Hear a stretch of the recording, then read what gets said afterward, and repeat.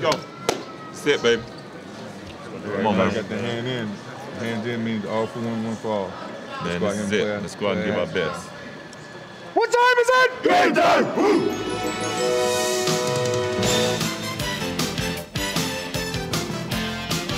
This is the NBA on NBC. The 1998 NBA Finals. Tonight, it's Game 6. The Chicago Bulls versus the Utah Jazz. A while ago at the Delta Center, the cast of characters began arriving for Game 6. Karl Malone, fresh off the great 39-point performance on Friday night. Michael Jordan held just 9 of 26 from the floor in Game 5. Antoine Carr, unexpected hero, helping to bring it back to Salt Lake, where John Stockton has family support. Dennis Rodman doesn't prefer Utah, at least it's close to Vegas. Scottie Pippen, whose MVP chances for the final may have been hurt by his 2 of 16 shooting on Friday night. And we welcome you back to Salt Lake City for Game 6. Hello again, everybody. I'm Bob Costas. As we mentioned earlier, no team has ever come back from a 3-1 deficit to win the NBA Finals. That's what the Jazz are facing. But should the Jazz win tonight and force a Game 7, then it would be worth noting that very few teams have ever won a 7th game on the road in the Finals. That's what Chicago would be facing. All right. Get your matchups. Remember, get back on defense. That's your big priority. If not, we get to tap, we run a fist side. MJ coming off Tony, either on the pass or the screen. On a fist side action, okay? Bring Scottie into the post, run your offense. Here we go, guys. Go, man. Everybody go, man. We welcome in Isaiah Thomas and Doug Collins. And as always, pre-tip, we go to Ahmad Rashad. All right, thanks, Bob. The big news on the Bulls is the condition of Scottie Pippen. As was reported earlier in our pregame show, he did take an injection yesterday. He told me he hurt that back in Game 3 and Game 4, irritated a little bit more. Before the game today, he said he had electrical stimulation, then he iced it, had ultrasound, had a massage, and then did a lot of stretching, and told me that he is a little bit ginger, but nothing could keep him out of a game like this. Thanks a lot. The Bulls are just 4-4 on the road in the playoffs, and in fact have lost 4 of their last 5 road games against their toughest opponents, the Pacers and the Jazz. Jordan guarded by Russell. Hornacek will open on Pippen. He'll try and post Scottie on him. They go to it right away. Stockton comes over on the double team. Now back to Scottie, and they couldn't recover. Hornacek was left alone with him, and an easy 2 for Scottie. That's going to be the strategy here early. Try to go at Hornacek with Pippen. Michael will do a lot of the ball handling in the first period. Malone against Longley. Has to give it up, and Jordan is the only guy there.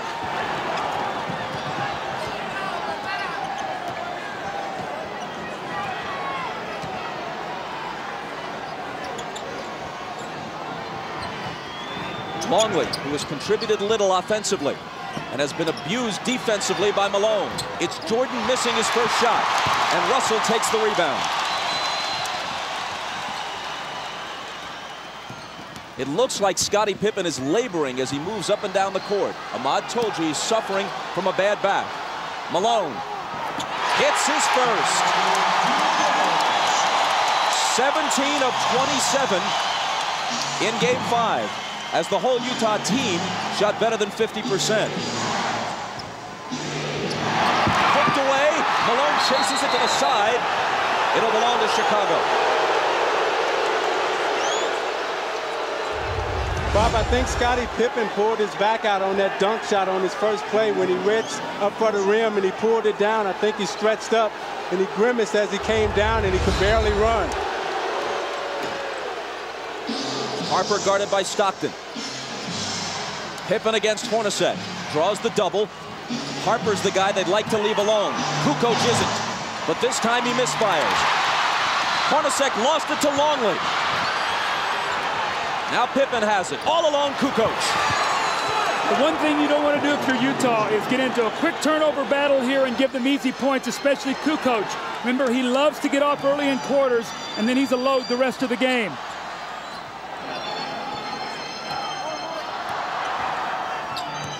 Hornacek from Stockton ties the game at 4. That was a great screen by Karl Malone. Hornacek set Michael Jordan up beautifully, and in a great entry pass by Stockton.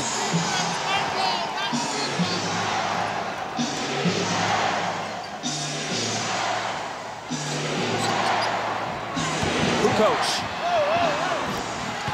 You wonder if the Bulls went to Kukoc enough in Game 5. With Jordan and Pippen struggling, Kukoc was on fire but got only 13 shots. Yeah, Kukoc has the size advantage and also the speed advantage over Adam Keefe, and he can take them inside. Also, he can stick the outside J. Malone got inside of Longley and drew the foul. Now you watch Pippen come across the lane, and as he reaches up to dunk, he pulls his back out, and you see him grimace as he comes up the floor. Let's keep our eye on Scottie Pippen tonight. Let's check in with Ahmad. Bob, Scottie Pippen's really having a bad problem. In trying to bring the ball down, you can notice Michael sending him down the floor so he can bring the ball up. Now, as we mentioned earlier, that the strategy was to go to Scottie in the post. If his back continues to bother him, they may have to change that strategy. Bob? You can see him with his hands on his knees, bending over, trying to limber up, wincing quite a bit. Malone hits the first. Generally, he and the Jazz team have not gone to the free throw line in the finals as often as they did during the regular season and in the earlier playoff rounds. The Bulls have had a big edge at the free throw line. Jim Gray is listening to Jerry Sloan over on the sideline. He says Jerry is already complaining about illegal defense early in the game. Let's see if the next time down the floor the referees hear him once again. Remember, that was something that was big in the United Center. He was able to get the referee's attention. I thought it helped his team. Harper trying to back in on Stockton, and the whistle goes against Utah. It's Stockton's first. See, what Chicago will try to do is put a lot of pressure inside on the post with Harper and Pippen posting up Stockton and Hornacek.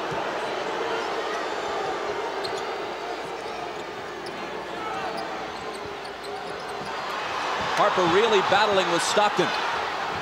Now he's got it. Tried to bring it back out, and Keefe stole it. Hornacek loses it to Harper. And a whistle as Harper comes stampeding into the lane. Now, Bob, Scottie Pippen came back and got that steal, but he is really struggling right now. You're going to see him come in from behind, and after he knocks this ball away, he really sort of stands, and I watched him the whole way. He looked over at the bench at Phil Jackson, like saying, I don't feel very good right now. He's standing up straight. That's the first sign of a back injury, when a guy stops bending his knees. A back injury is one of the most crippling of injuries, especially in an athletic context. And I'm not trying to compare a physical injury to an illness, but it was here in this building where Michael Jordan, sick as a dog, managed to gut it out in Game 5 of last year's final, the pivotal game. Scottie Pippen is probably mindful of that and will give it everything he's got to try to equal the effort that his teammate Michael Jordan has shown in the past. See, Bob, that's why I think it's very, very important for the Jazz to lock in on Tony Kukoc, because if Pippen can't score and it's only Michael Jordan, that will be to their advantage. They've got to do a job on Kukoc today.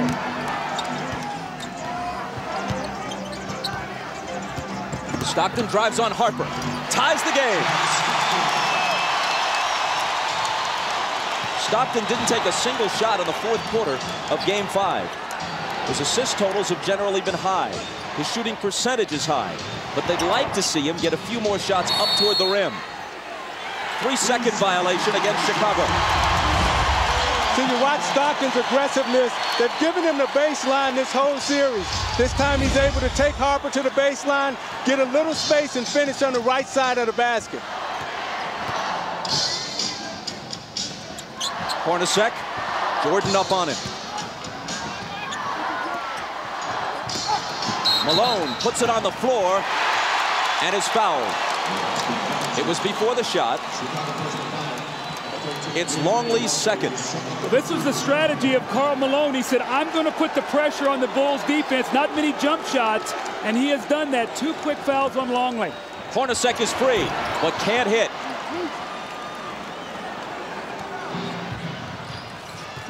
Hornacek is now 18 for 46 in the series. Jordan, there's his first field goal, and the Bulls take a 10-8 lead. If you take away Hornacek's 7 of 11 in Game 3, he's shooting around 30% for the rest of the series. 7 of 11 in Game 2, I should say here. Harper reached in and fouled. Rodman off the bench. Let's see who he replaces. Longley has 2 fouls, and it's Luke who'll go out.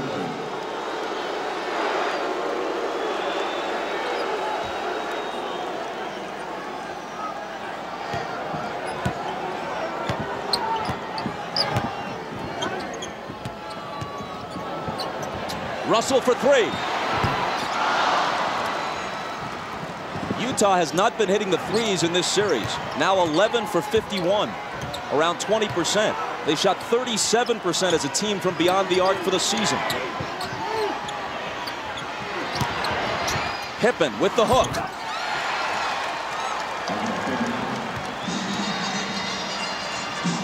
Chicago by 4.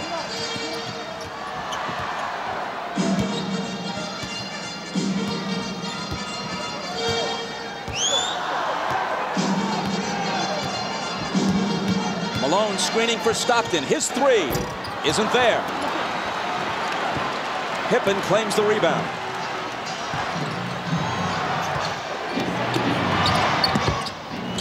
Pippen had it knocked away. Hornacek got a hand on it. Stockton takes it, dishes it to Jeff, who misses the driving one-hander. Jordan is wrapped up by Keefe for the Utah foul. You know, Pippen is really hurting, but he's playing in pain as he takes Adam Keefe into the middle and shoots his patented little jump hook. And as he falls to the floor, you can see it's very difficult for him to get up with that bad back. You see him running up the floor, not able to get the type of push and the speed that he normally would have.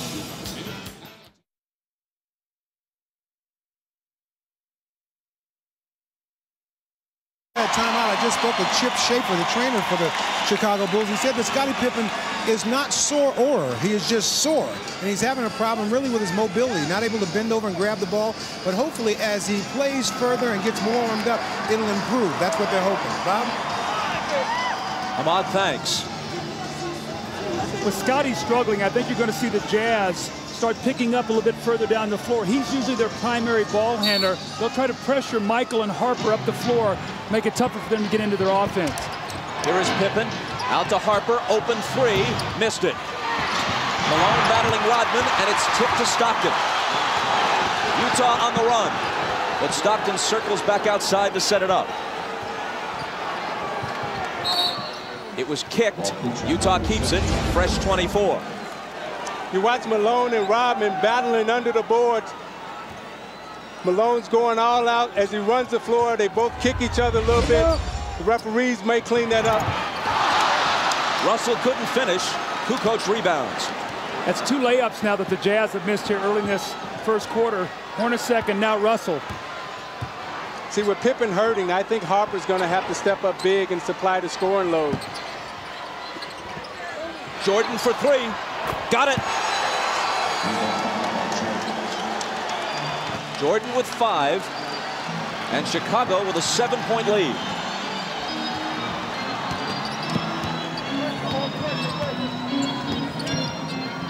Malone on that left block, this time against Rodman. Takes him into the lane. Tries to muscle up, but loses it. Pippen back.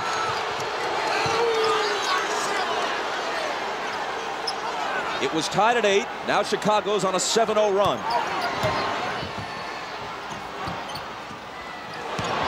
Kukoc underneath to an unguarded Harper, and the Bulls have scored 9 unanswered points. Timeout, Utah. So you watch Karl Malone in the low post. They're not double teaming him. They're letting Rodman play him one-on-one. Consequently, when he goes up to put up the shot, he gets stripped, and it leads to this. Kukoc on the drive, the easy dump to Harper. Harper's going to have to step up big inside for the layup. And you're watching the NBA on NBC.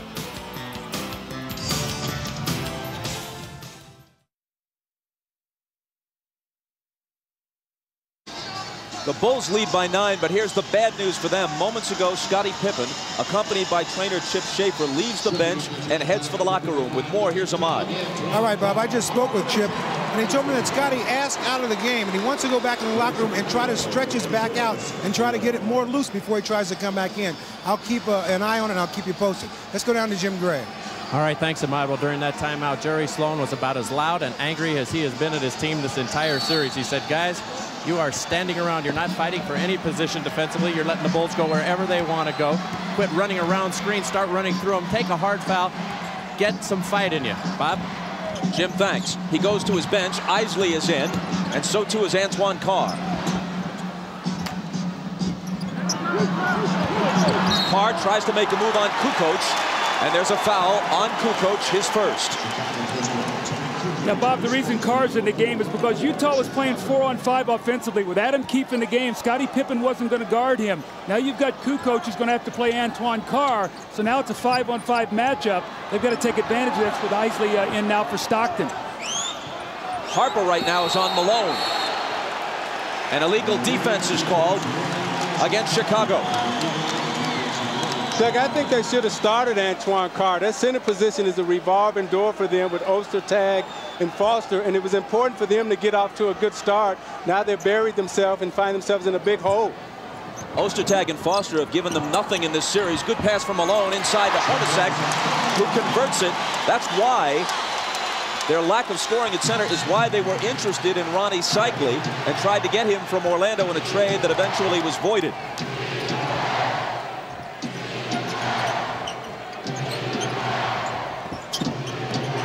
Jordan over Russell. Rebound to Carr, who immediately makes his presence felt.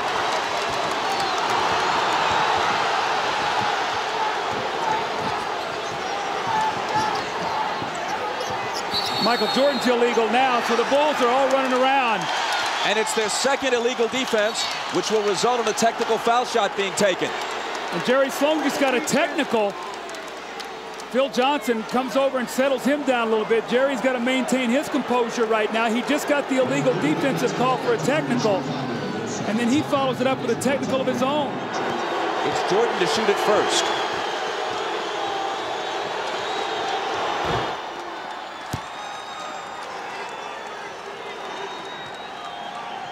We're told by Jim Gray from the Utah bench that the reason Sloan got his technical was when he was knocked down by Kukoc. There was no foul called, and that's what had Jerry hot.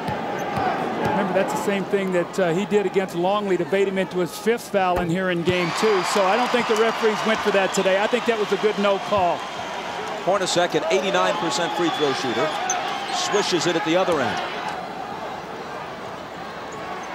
Bulls with the ball, down by 7. Scott Burrell is on Russell. Rodman on Malone. And Rodman's going to be hit with a foul, I think.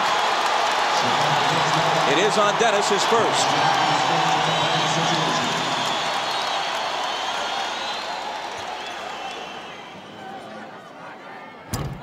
Malone missed the first.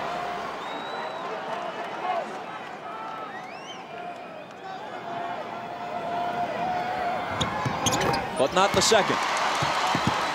To give you an idea how close this series has been, other than the Game 3 blowout, the 9-point lead the Bulls enjoyed a short while ago was the biggest lead for either team in any game, other than Game 3, of course. Kukoc misses, and Isley rebounds.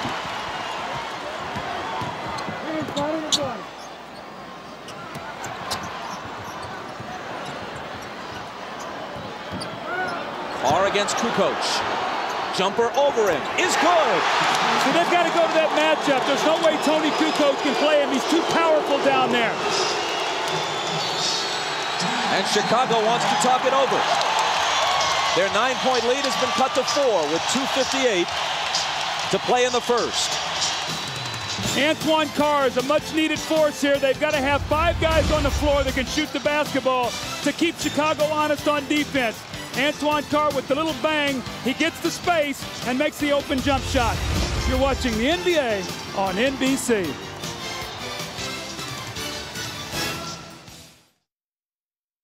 For Tony, you got Carr. Who? Carr. Dennis has Malone penalty. Steve, you come on in for Hart. Deny the corner passes on the power. Deny the wing entries on the 4-up. Get in their offense. Yeah, Scott did deny Russell last time. That was too easy. One down, side out of bounds right now. Let's go. Let's go. All right, let's go. We played 9 minutes. Karl Malone has attempted only 1 shot, which he made. But he's put the pressure on the defense. He's gone to the basket, and what he's done, he's got them in the penalty here early by drawing a lot of fouls on Longley and Rodman. That will take its toll as the game goes on, Bob. The seldom used Bill Wennington is in, along with Scott Burrell and Steve Kerr. Rodman and Jordan complete the 5 on the floor for Phil Jackson right now. Michael dishes out to Burrell. And Russell reaches in and knocks it away with 3 on the shot clock. When Michael gives that ball up, you've got to really work hard and not let him catch it back, and that's what he did that time, Russell. Excellent D. Got to shoot it quickly. Jordan will with a hand in his face. Burrell skies for the rebound. Loose to the side, and eventually it's Utah who has it. Here's Hornacek. A pull-up 3.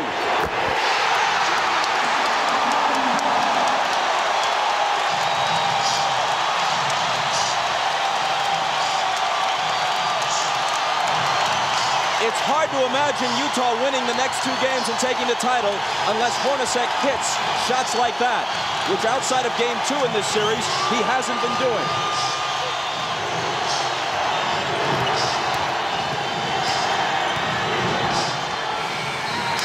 Shot clock violation. Michael gave it up. They weren't even close to hosting a shot before 24 seconds. Terrific team defense. But Isaiah, the play before, Brian Russell went down on the floor, knocked the loose ball away, and Hornacek got the 3.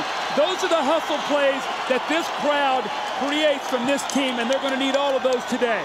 And this is the 2nd time in this series where you've seen Michael Jordan lose track of the shot clock, which is very uncharacteristic for him. Isley, who's quicker than Kerr, is guarded by Steve as he comes out of the backcourt. It's Malone. And it's Utah with the lead. Only moments ago, they trailed by 9. Carr came in, Isley giving him good minutes. That's been the difference.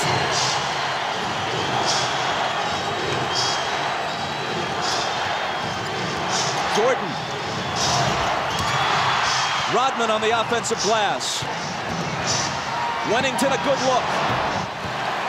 Wennington will hit the open jumper. Offensive rebounds were such a key here. When the Bulls won game 2, they did not shoot well, but they got 18 offensive rebounds. Moving down toward a minute to play in the first. Chicago by 1. Another illegal defense. That's on Michael Jordan. He got 2 zones below his man. Hornacek stayed out behind the 3-point line. Michael dropped down 2 areas, and he was spotted. Now it helps that Jerry Sloan is sitting there in the referee's ear helping him see Michael Jordan.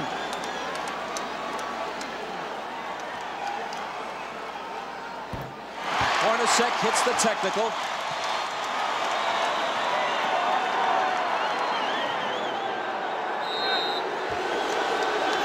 Kukoc comes in as soon as Carr goes out.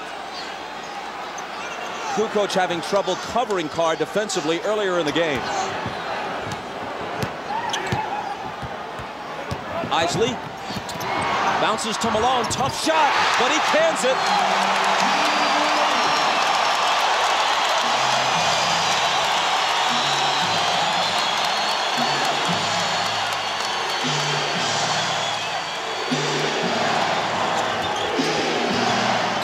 Jordan over Russell.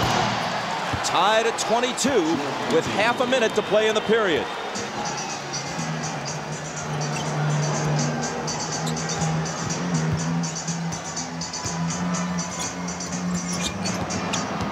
Malone against Wennington. Off balance, hit it, plus the foul. See, Bob, that's what I'm talking about, being aggressive, Isaiah. Taking the ball to the basket. Isley with the give and go. He doesn't settle for the jump shot. He puts the pressure on the defense, and it's a tough shot. And the same thing, he sees Wennington on him. He says, no way I can get this shot. He bodies up. Now an opportunity for a 3-point play, which would give his team a 3-point lead. And the weak spot for the Chicago Bulls is when you get past Longley and Rodman, they have nothing behind them. And Malone is smart. to get into their bench now. A dozen from Malone in the first quarter. A perfect 4 of 4 from the field. Almost as important, Hornacek has contributed 9. They need him. Kukoc. They had a foul to give. It looked like he traveled, but just before that, the whistle blew for the foul. Now, Chris Morris slapped him from behind, so he took the good foul. Bulls will have to inbound the ball with 8.4 seconds to go, and Greg Foster's going to come into the game. Now, Bob DeRisi's in right now, and you give him a rest here at the end of the quarter, the last 8.4 seconds, and then the time during the break.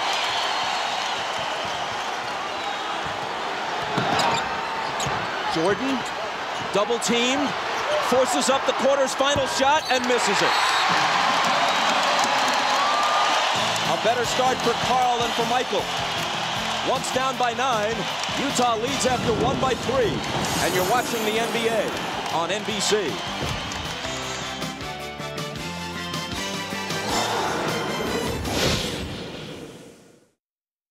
Injured his back on that dunk shot that he had just at the beginning of the game.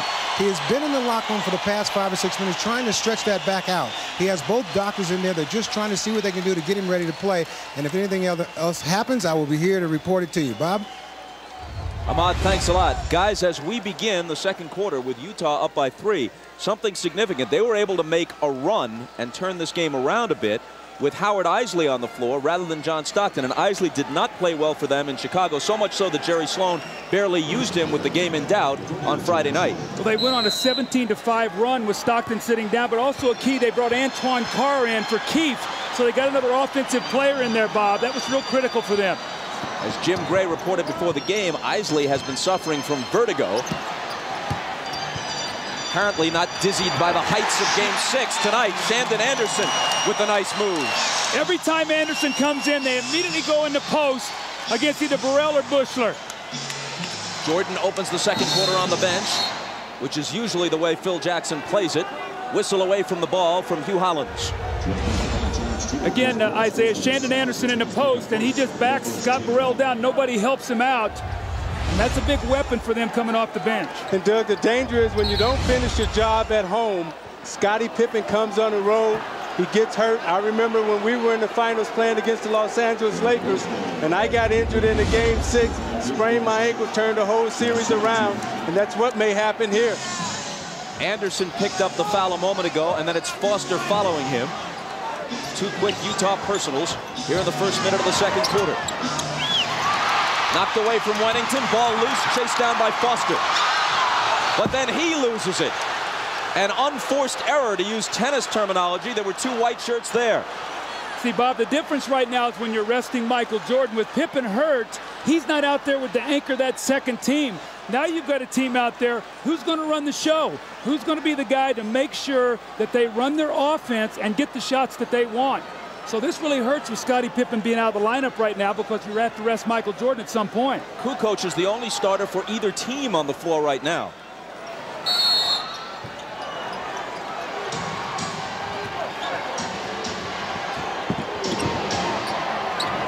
Foster on Tony.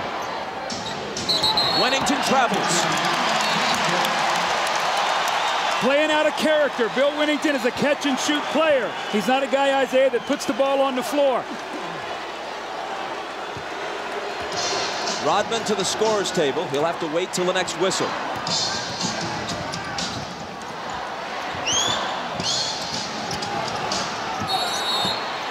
Which comes almost right away. Another illegal defense against Chicago, the 4th.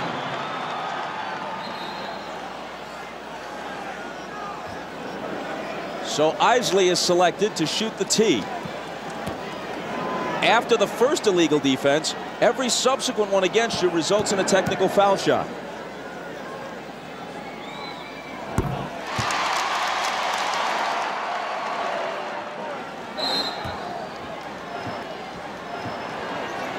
Utah by 6. Foster on the move. And throws it away. 2 atrocious turnovers by Foster on consecutive possessions. Trying to do too much. Keep the game simple. You'll get minutes on the floor. Kukoc. Chris Morris pulls in the rebound. Carr from Isley. Missed it off the glass.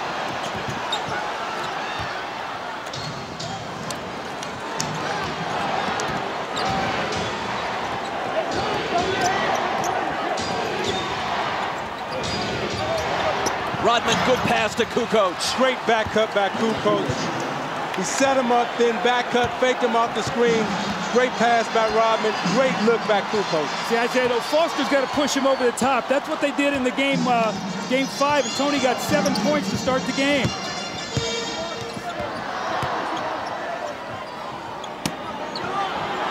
Carr trying to back in on Rodman. It's off Anderson's hands, but recovered by Isley. 2 seconds to shoot. And he hits the three!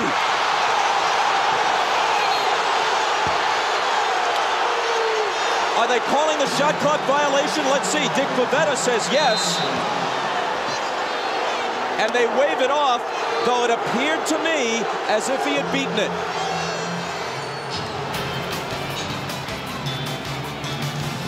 Timeout with Utah's lead, still only 4.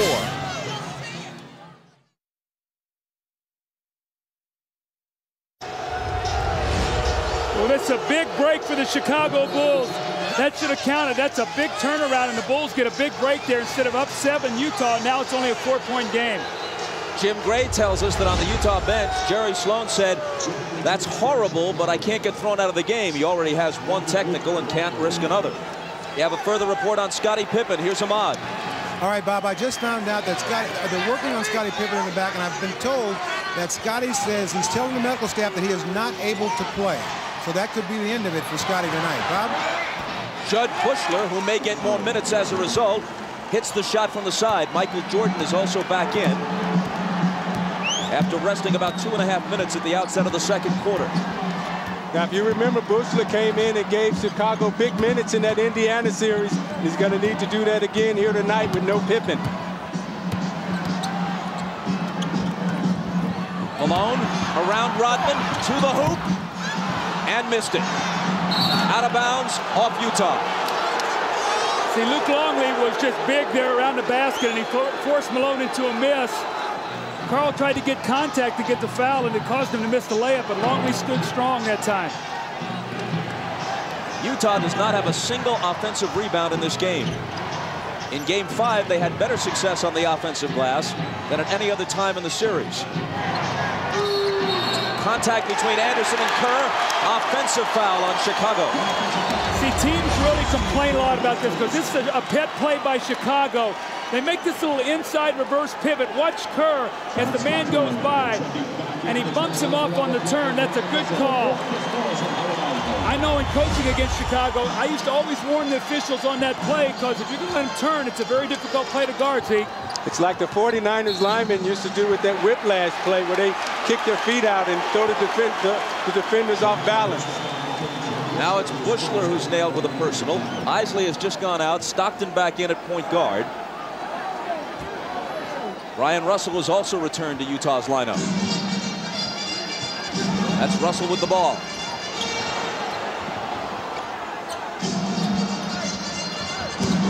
Malone from Carr. And he walked with it. See, Antoine Carr's got to be ready to step in and shoot that ball. They're doubling down on the block now, and Karl Malone swung him the basketball. He's got to shoot it. Those are the same shots he had the other night in Game 5 that he buried to help them get the win. The Bulls can tie with a basket here or take the lead with a 3. Jordan in and out on him, and Carr claims it. Carr from Stockton. There you go. There you go. Now you see Carr pull up and hit the 15-footer, but moments ago he pulled up and missed that little easy bank shot off the glass. That 15-footer dead on is a better shot for him to take than the one off the glass. Jordan wheels inside around Anderson, and again it's a 2-point game. Michael has 10.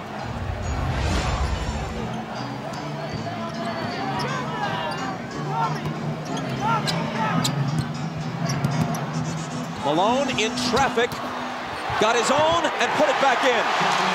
That's that first offensive rebound that you talked about. Malone get it and got 2 points. Malone feels very confident against Longley and Rodman right now. He feels that he can get anything that he wants underneath.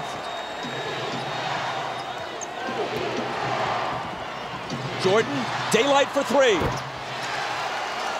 13 for Michael. Utah by 1. If Pippen can't go the rest of this game, and if there is a game 7, inside it goes to Carr, and he hits the layup. How much more of the load can Jordan possibly carry? He played 45 minutes on Friday night. It's taking him a whole lot of shots to get his points through the finals.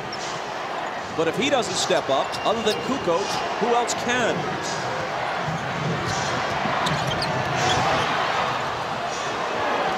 Here is Tony. To follow up on your point, Bob, this would be a very wearing game for Jordan. They'll try to tire him down and wear him out. It'll be interesting to see if he'll have enough at the end of the game because of the minutes he's going to have to play. Malone, tough catch, gathers it in, fade away. Carr to follow. Knocked away from behind, and he was fouled. It's number 1 on Jordan.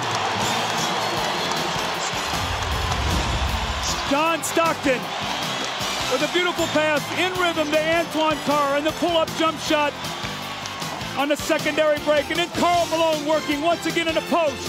He backs himself down strong. Misses it, but the great effort and the great hands to get the ball back and the finish.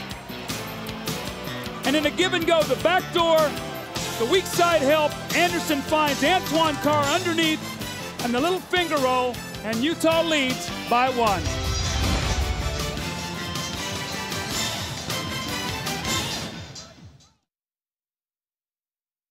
Trying to see if he can come back and play. He was in the officials' dressing room trying to get the stretching.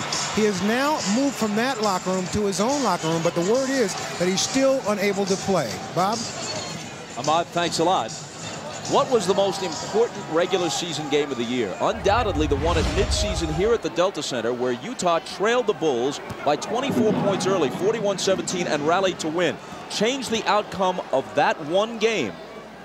And this series would have opened and ended if a 6th and 7th were required in Chicago rather than in Salt Lake City. It was that win that gave Utah home court and gives them a game 7 if one is necessary here at the Delta Center rather than on the road. And do the Bulls face the remainder of this game and a possible 7th game either without Scottie Pippen or with a weakened Scottie Pippen? See, with the Bulls depleted right now, the Jazz must keep the pace of this game up. They've got to use their superior depth and just keep trying to wear Michael Jordan down. Jordan into the lane. Tough shot. He was fouled. He'll come to the line with a chance to tie it.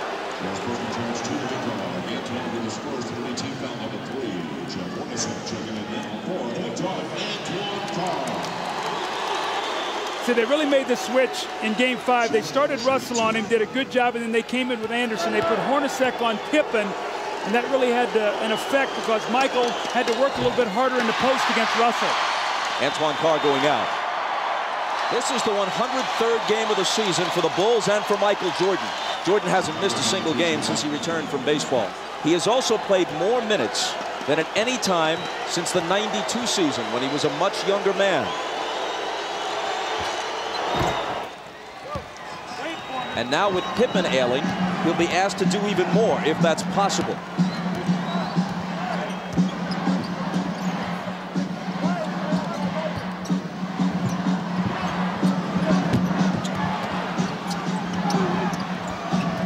Malone slips it through a crowd to Anderson, who misses the floater. Rodman juggles the rebound but saves it in. Only his 2nd rebound tonight and only his 5th in the last game and a half after such a strong performance in game 4.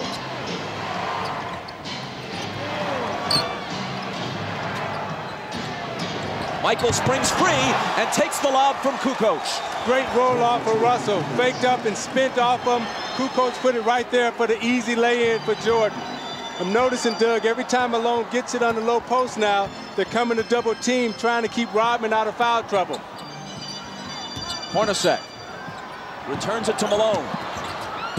Now has it back in a crowd and misses. Anderson flies in, can't hit the tip. Malone another try, and there it is for Utah.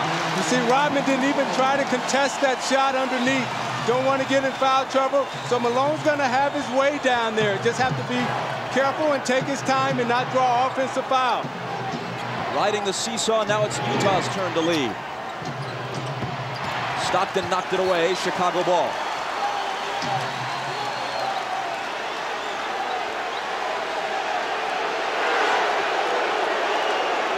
Phil's still lobbying for that travel on Malone on the last possession, but ain't gonna happen.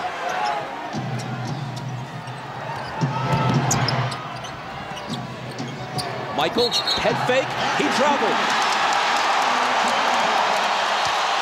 So Phil got the traveling call, but certainly not on the guy he wanted.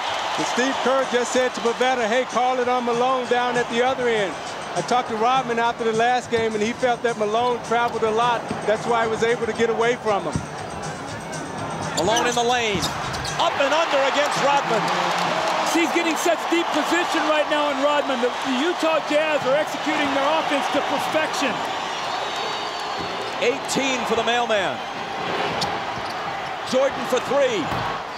And there's his answer. I think that's his third three of the game, Bob. And going into this game, Kukoc and Pippen were a combined 4 for 23 from three at the Delta Center in the first two games. It is his third tonight, and he has 19 points. Malone tries to answer, and can, and he has 20. A Jordan-Malone duel shaping up in Game 6.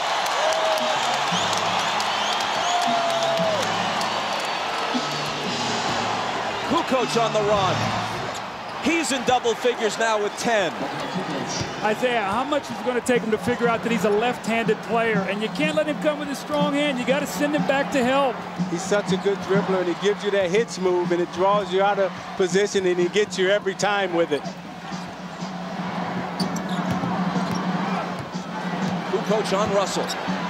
Gives him some room, and Russell accepts the challenge and drills the jumper. Utah by 2. You got to make Tony Kukoc play defense, and that's what Brian Russell did on that possession. It was Russell's first basket. Here's Michael. He's got 21. I'm watching Jordan, and he's in such a nice rhythm offensively. Everything is coming very easy to him. And right now, they have to be really careful because this looks like this could be a 40-point game from him. Tied at 43. Shaping up as a higher scoring game than we've generally had in this series. It's Hornacek. See, Malone is getting the ball on the block where he wants it. They're running splits, they're running post-ups, and the Jazz are in a great rhythm right now. Timeout, Chicago. Utah by 2 with 1:49 to play in the half.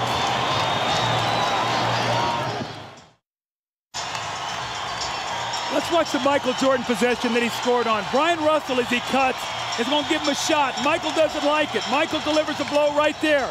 So Russell pushes him back, and he catches it. Now you got an angry Michael Jordan. He squares up and buries the shot. So the referees let both of them get a blow in, and Michael finished with a jump shot. 8 of 14 thus far.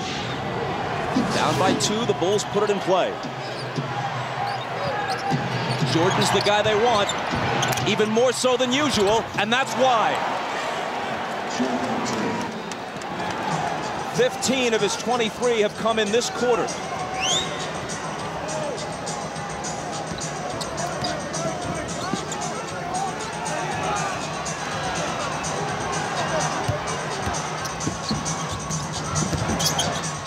Hornacek off the back iron. After the missed 3, Chicago comes back, looking to take the lead. Russell trying to contend with Michael. Finally, he misses one. Anderson tries to save it, but was on the line. Bob, The only thing you can hope for right now is that Michael Jordan's going to run out of energy because he is in an unbelievable scoring mode. The backup and the fadeaway, and he hits the jump shot, then he comes back the next time, but he's wanting the ball in every possession. Can he play at this pace if Scottie Pippen can't play at all in the second half? If ever there has been an athlete, at least in recent history, able to will himself beyond even his considerable physical talents, it has been Michael Jordan. As Skip Bayless of the Chicago Tribune put it earlier in the playoffs, he's that rarest of athletes, a supremely talented overachiever. Stockton's all over Kerr. Now it's Hornacek on Michael. Fade away. He's missed 2 in a row now. Hornacek brings it back the other way.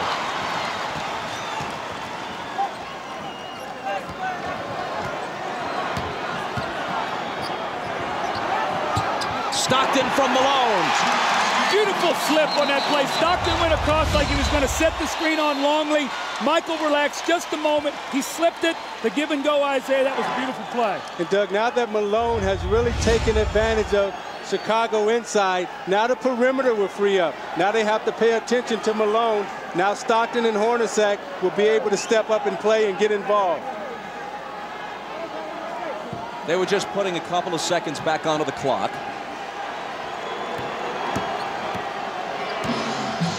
Michael for 3. Hornacek takes the rebound. Jordan had made 3 three-pointers earlier in the half. He's now missed 3 shots in succession. Big possession here for the Jazz. A chance to get this crowd alive and up 4 going in at half. Shot clock and game clock virtually identical. Stockton fouled. Chicago had a foul to give. Utah ball from the side, still plenty of time. 6.9. The foul was on Kerr, his second. He goes out. Harper in. Better defensive player anyway. Malone. The bounce to Russell. 2 big assists in the last couple of possessions for Malone. 3 seconds. Michael to half court. From there. Almost. So Jordan had 23, matching his number in the first half, but missed his last 4. Malone generally more accurate in the course of scoring 20. Utah by 4, trying to force a Game 7. You're watching the NBA on NBC.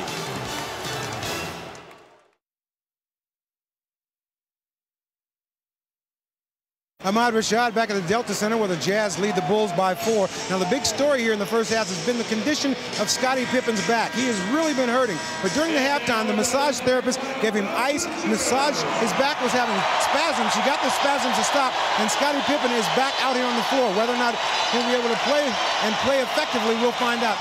Can you start? Really? All right. Dennis, hold up. You want the guard or you want the forward? Hold on, forward. Right. Keith's out there starting. All right. High side lag first time. Their ball, right? Yeah. Their ball. Our return after it.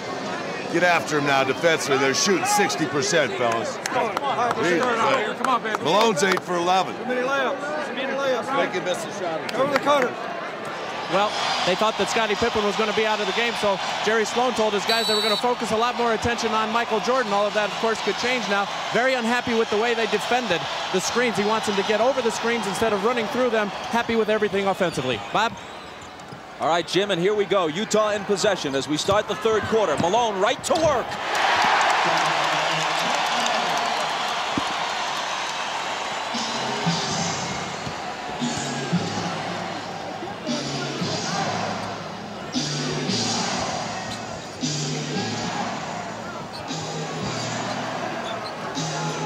Hornacek on Pippen. It's Kukoc.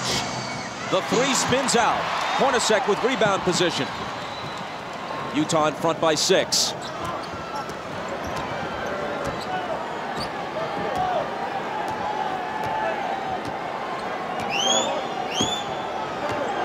Stockton pounding the dribble into the floor. Now into the lane he goes. Outside to Russell. Head fake. Now Stockton. Air ball grabbed by Keith. blocked back in his face by Pippen, and a 24-second violation as they never hit the rim. Jerry Sloan might have to go to his bench. Adam Keefe has got to be an offensive rebounder. He's got to be aggressive. 4 of the first 5 games were very close and very exciting. But through the first half, this is actually the best played game, the best pace and rhythm of any of the games of the series.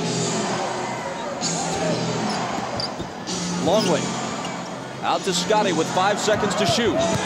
It'll be Kukoc. He has 12. Now Scotty's back out on the floor, but he's still moving very gingerly.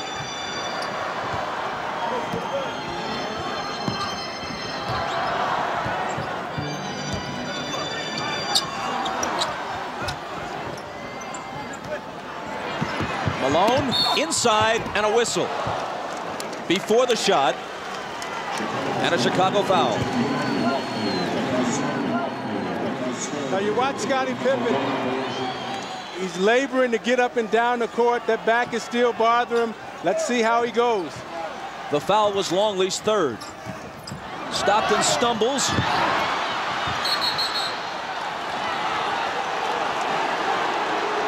And on the steal, Chicago recovers the ball and asks for timeout. Coach, is that the time you want to use one? It does preserve the possession, but you use up a timeout. Well, Phil has the option here to take a 20 if he wants it. Harper with a great hustle play. You want to see him roll over and get the timeout before Utah can force the jump ball. So we'll step aside with 10:03 to play in the 3rd.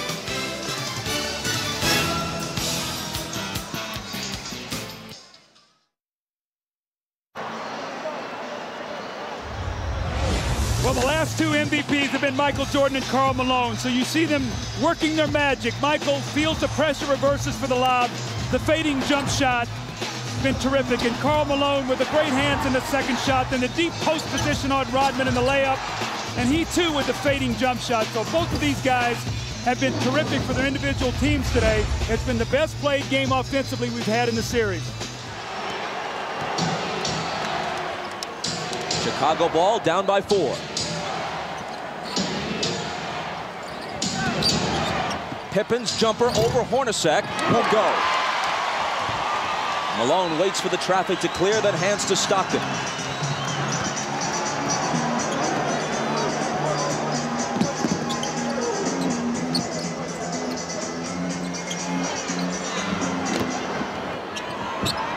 Malone against Longley. And a foul, and if it's Longley, it's his 4th. He's just not quick enough, Isaiah, to get up and body him, because when he makes the first quick step, Luke can't slide over and get in front of him. He sticks his knee out. Now, this is twice in this quarter. Malone has gotten a layup the first possession, and now he's gotten 2 fouls. He bodies up against him, he sticks the left knee out, and Malone goes right to the basket to get the contact. Longley's got to be a little smarter down there. He's giving Malone no resistance, Doug. I'm watching him as he's moving around. He's not even trying to guard him. Just poor defense by Longley. And great offense by Malone. He sits, Rodman enters. Russell for 3. Malone in between 2 red shirts, pulls it down, and now he and Rodman all tangled up. And it's Malone's turn to laugh and taunt a bit.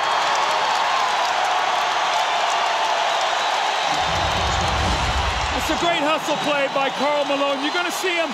He just wants the basketball. 2 Chicago Bulls, and he reaches in there with those powerful arms and just rips it away. The foul on Dennis Rodman. His 2nd.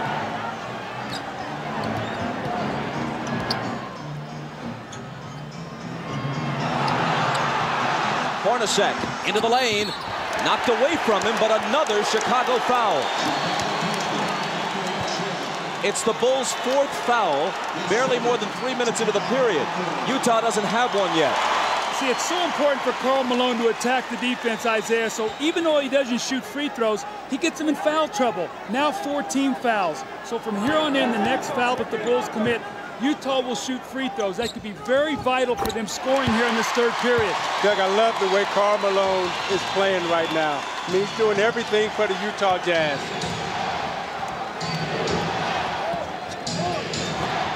Jordan pulls up and connects. 25 for MJ. See, Jerry Sloan is very upset. Adam Keefe did not show out on that screen. Michael came off there not with the idea of passing. He knew his team needed 2 points.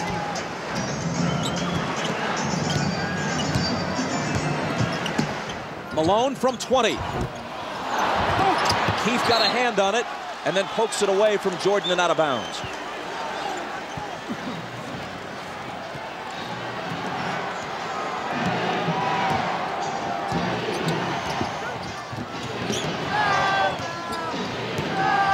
Pippen is on the floor, but not with his usual ball handling responsibilities. This is Scotty out high, immediately returns it to Harper. A little jump hook is good. Just the presence of Pippen on the floor, you've got to be able to honor him, and he's a great post feeder. Chicago back to within 2. Malone from Hornacek. Rodman managed to wrest it away from him, then Harper takes it. Malone argues that he was fouled.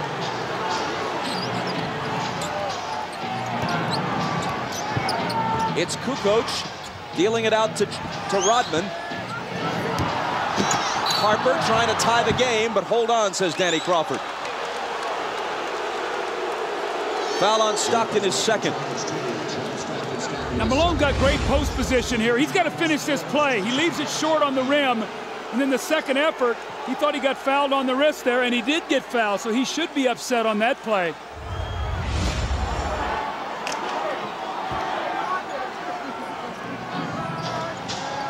Adam Keefe out, Chris Morris in for Utah. Here's Jordan. Off the back iron, Rodman trying to keep it alive. A tremendous hustling attempt, but Utah gets the ball. Now you're saying, why Chris Morris? Because he's a better offensive player, and he can play against a Tony Kukoc. You say, why not Antoine Carr? I think Jerry Sloan knows he's only got so much gas in his tank, and he'd like to have it for the 4th quarter.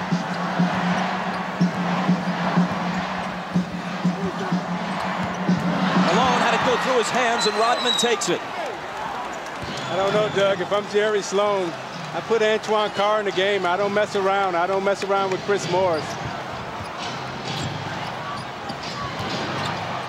Kukoc can't tie it. Malone clears it.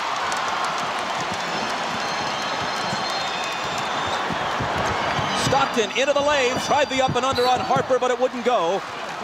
And Chicago gets it back. That rhythm and flow, which we saw almost throughout the first half, pretty much has disappeared here in a choppy 3rd quarter. Bob, I just saw eye contact. Scottie Pippen and Michael Jordan. Scottie normally brings the ball up. He said, Michael, you come get it. Michael does not want to bring the ball up the floor. He has to use too much energy that way. Is Pippen anything more than a decoy now on offense for Chicago? He's the initiator of the offense. That's all he can do, is be a post feeder and be a presence out there, just so that they have to honor him. 4 seconds to shoot. Jordan missed it just before the shot clock sounds. Rodman battling like crazy, but can't quite hold on to it. Hornacek, he and Malone, Rodman and Malone, and Rodman just trips Malone up. They got to call a flagrant here. They've got to call a flagrant. It's the 3rd on Rodman. He and Karl Malone, regrettably, are scheduled to wrestle in one of those bogus events next month. Why Malone wants to lower himself to that is anyone's guess.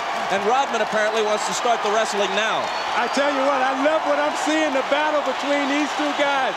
They're fighting, giving it everything they got. Both of them are trying to push and shove and gain position.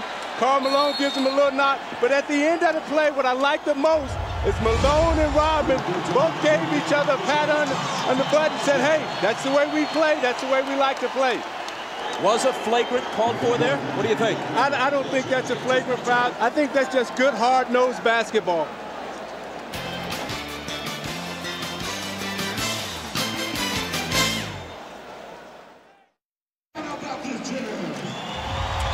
Well, the series was way too pretty here in the first half. Now they're getting down to the basketball we've seen. Rodman and Malone go down. That's 1. Here they go 2. Finally, the 3rd time the foul is called, and I think it was a good no call that it wasn't a flagrant. That's Dennis Rodman's way of trying to get in Karl Malone's head. However, Karl Malone is smart enough as a basketball player that he's not going to let that throw him out of his rhythm. Malone has 23. And can't add to it.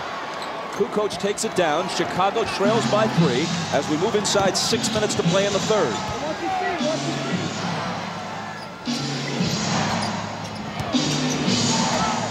Here's Pippen. The bad back makes Hornacek's assignment on him a whole lot easier. Left alone, he doesn't take the 3. Michael, fade away. See, if I'm Hornacek, I make Pippen make one of those shots. He's really rushing out to close out on him.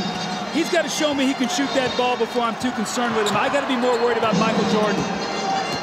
Jordan has 27 to Malone's 23. Here's Malone again.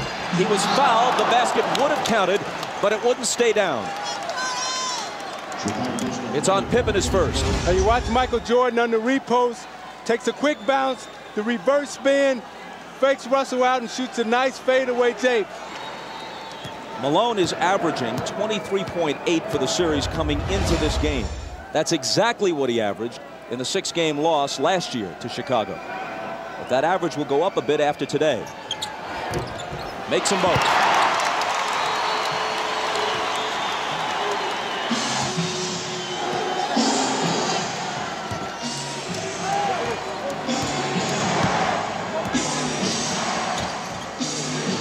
Michael's pass to Scotty. And finally the tip drops. Rodman gets credit for the basket, but it looked like Pippen was not able to show us the usual body control that he'd normally have to finish off that play. Usually he would dunk that ball.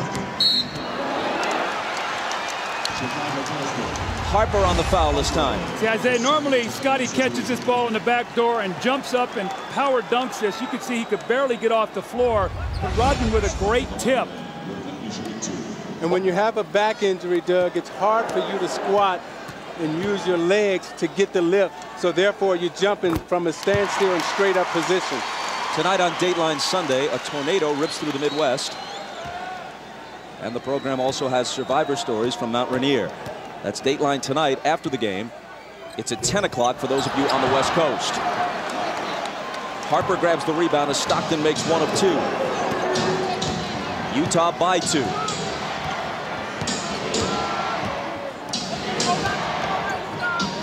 Jordan off target, rebound Malone.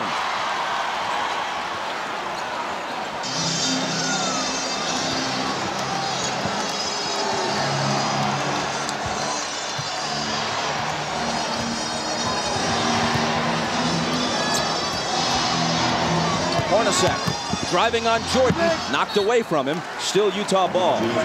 When Malone grabbed that last rebound, it was noticeable that Rodman backed away. He's already got 3 fouls, speaking of Dennis.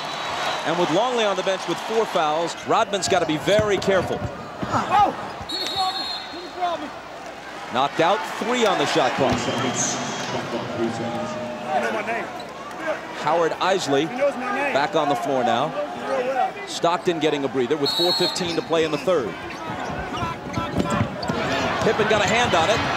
They've got to shoot it in a hurry, and they can't get it off in time. 24-second violation against the Jazz. Is it time, as we get a quick look at the laboring Scottie Pippen, is it about Carr time again? Well, I think what Jerry's trying to do is buy as many minutes as possible. He's still got a 2-point lead. And Antoine Carr is a guy that maybe gives him 24, 25 points, and here he comes, or 25 minutes. Here he comes right back into the game. So Jerry realized that he needs somebody out there that can shoot the basketball. Pippen giving it his best, and that time it was good enough. As we said, with that back injury, that little jump hook in the middle is an easier shot for Pippen to shoot because he can extend with his long reach and his arm length. Tied at 57. Hornacek had a good first half and hits this one. They're really making Michael work on a lot of splits. Hornacek is being very active. They know that Michael is the majority of the offense today, so they've got to keep him in motion. 15 for Hornacek. Now trying to guard Pippen. Scotty splits the defense, can't hit the bank, but Rodman with a second tip. That's the energy we talked about that the Bulls needed from Dennis Rodman. He gave them nothing in the first half. That's 2 tip-ins for 4 points here in this third period.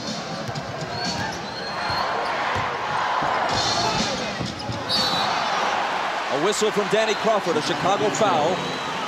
It's on Pippen, and it's his second. You watch Pippen in the low post.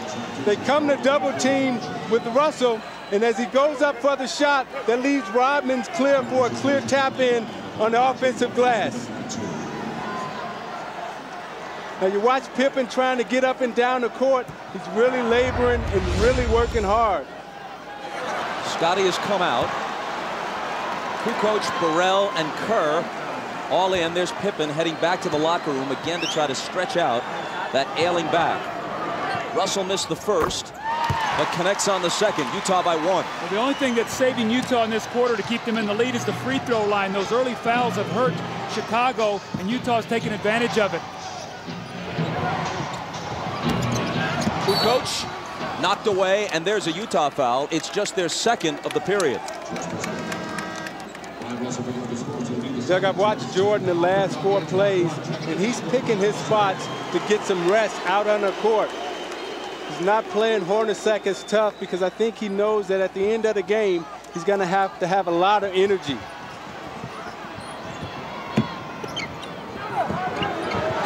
Rodman out to Michael. Now screening for him. Morris fights through the screen. Michael takes him baseline. Draws the contact and the foul. Michael's going to go to the line. Chicago, which generally has had many more free throws throughout the series than Utah, has hit 4 of 5 free throws in this game. Utah 15 of 21. As you said earlier, Doug, a huge difference. Well, Chicago's done a good job now in this quarter of disrupting Utah's offense. It's not flowing as easily as it was. They took the fouls. They've got him on the free throw line, but you're not seeing the same open looks. I think with Rodman being out there, he really helped disrupt Malone's timing. Now Longley's back in the game, so we'll see if they're able to attack him either with Carr or Karl Malone. Kukoc goes out as Longley checks back in. Tied again at 60.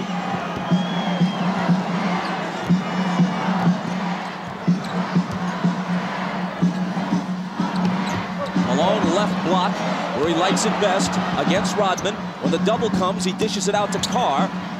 Now it's Hornacek. 3 seconds to shoot.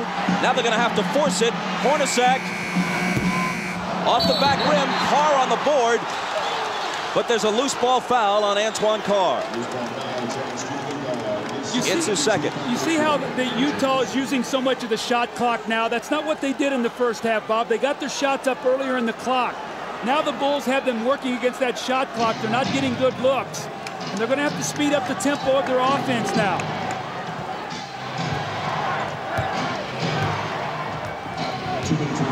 Jordan on the move against Morris. Double pumps. Misses the scoop. Malone will clear it. Inside 2 minutes to play in the period.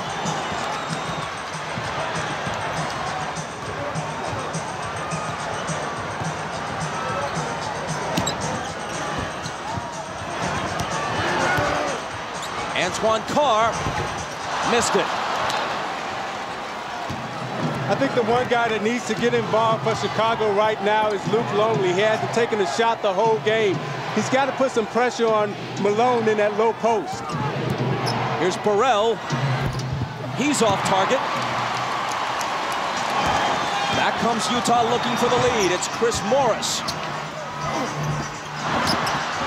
Hornacek in the right place at the right time. You see, early offense, they got the shot up, and they didn't let Chicago get back and get set up. And so even though they missed it, they got a chance for a second shot opportunity. 17 for Hornacek. Easily his best game since game 2. Michael confronted by Carr after he blew by Morris. And Jordan will come to the line. The fast break here by Chris Morris. He doesn't get the shot to go, but you see Chicago now not guarding a man really, but an area. And there's Hornacek with the offensive rebound, Isaiah. They got to pick up the tempo a little bit. Right now, it's become 2 half court, and Chicago's got them in a situation using too much clock. Michael misses the first as we check in with Jim Gray. All right, John Stockton is now back on the bench. He was in the locker room for about the past 7 minutes. He was getting a chiropractic adjustment several places. He felt a little twinge, went back there, saw the chiropractor. They've worked it all out, and he will return to the game. Bob? He's been struggling with something of a sore back throughout this series. 1 of 2.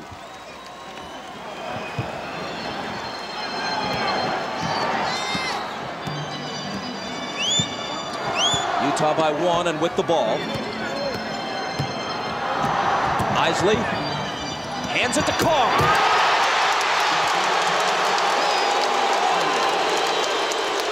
Isley much more effective here on his home floor than he was in Chicago. Gets the assist there. Longley's shot. Isley the rebound. Last shot of the quarter here. Be big for Utah if they get a score. It'll push it to 5 or 6. They're on their feet at the Delta Center.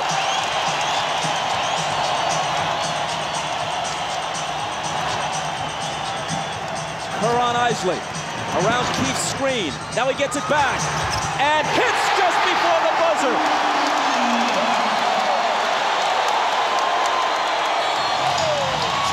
Minutes from pushing this to a Game 7. Utah leads by 5. We're back after these words from your local station. You're watching the NBA on NBC.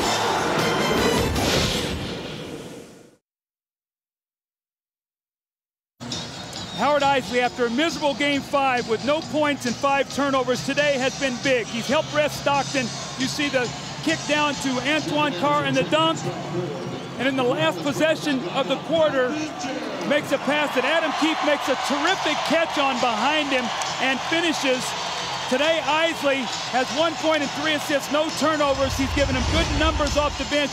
As we start the fourth quarter, Michael Jordan has scored 29 points. He's 10 of 24. At one time, he was 9 of 15. That means he's just 1 of his last 9. He's played 34 of the 36 minutes so far, after playing 45 of 48 on Friday night. Remember, in the fourth quarter Friday, he was just 1 of 7 from the floor. You have to believe fatigue is an important factor now. I think with Michael Jordan, he's smart enough to rest on defense and try to conserve his energy for offense. Here he is on offense. And he'll be coming to the foul line just as the fourth quarter starts. But even those poundings take something out of him, right, as he goes to the basket. Now, those are the things that take the most energy out of you. Because if you can imagine yourself, if you had to wrestle with an individual for 2 minutes, that's very tiresome. However, when you're running up and down the court, that's an aerobic exercise. That doesn't take a lot out of you. So him going to the basket, taking that pounding, that takes a lot more out of you. And also right now is normally the time that Michael Jordan rests. He tries to rest the first couple minutes of the fourth quarter without Pippen. He's not going to get that rest. So we'll see what that does as the game wears on. But Jordan is the one individual that I've seen in this game since I played that can carry his team in the fourth quarter even when he's fatigued. He's already played more games and more minutes than at any time in his career. Isley, big hoop for Utah. Tell me confidence isn't an unbelievable thing. This is the same kid we watched in Game 5 who didn't even want to dribble the basketball. Today he's making some big plays for his team.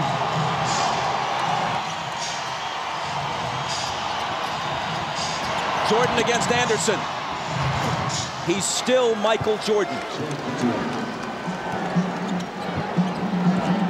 Whatever he has lost, through fatigue, through age, through whatever, has only brought him somewhat back to the field. He still leads the field. Morris out of the corner. Rodman with board position on Antoine Carr. Chris Morris has had a lot of open looks at threes like that in this series. Usually he's pretty good with them. In this series, he hasn't been able to hit them. Rodman drills a 20-footer and gives it that go-figure gesture. Now remember, in Game 2 in here, he hit that same shot to tie the game. This one brings him to within 1.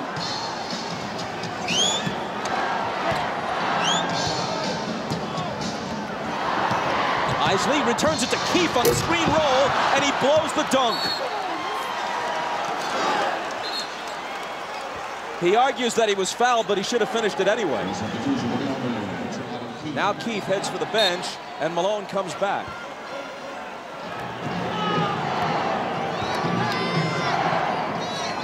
Chicago can take the lead. See, now Malone has to guard Kukoc now on the perimeter. Watch that matchup. Jordan between the legs and the jumper. Off target, rebound Morris.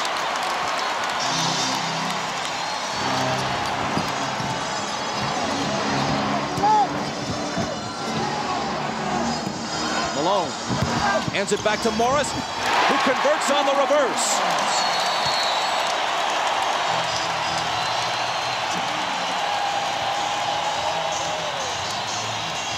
Timeout, Chicago. Now you watch Jordan using all his energy on offense. To go drive hard to the left and shoots the fadeaway J. And then Rodman, go figure, right? Lined up straight in, shoots it right in, and even he's surprised. You watch Chris Morris moving without the basketball. Malone with the beautiful feed. Morris with the reverse layup off the glass. Beautiful basketball by Utah.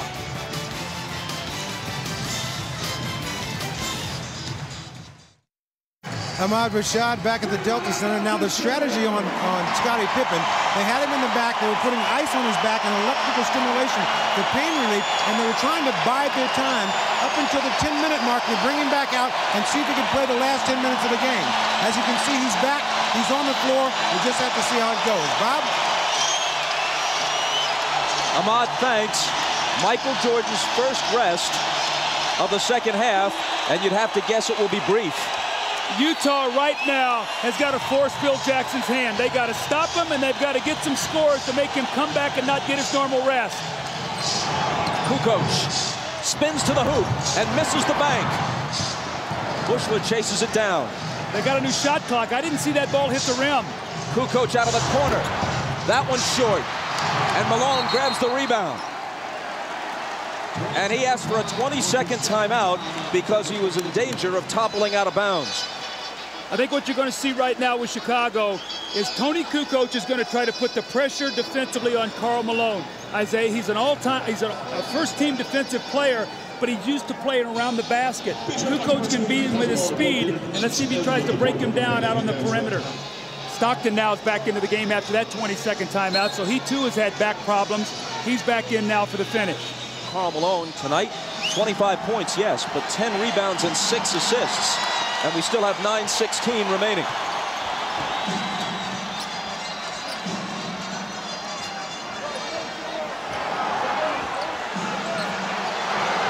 Stockton on the dribble against Kerr, trying to find Malone, but they get a hand on it, and Rodman grabs it.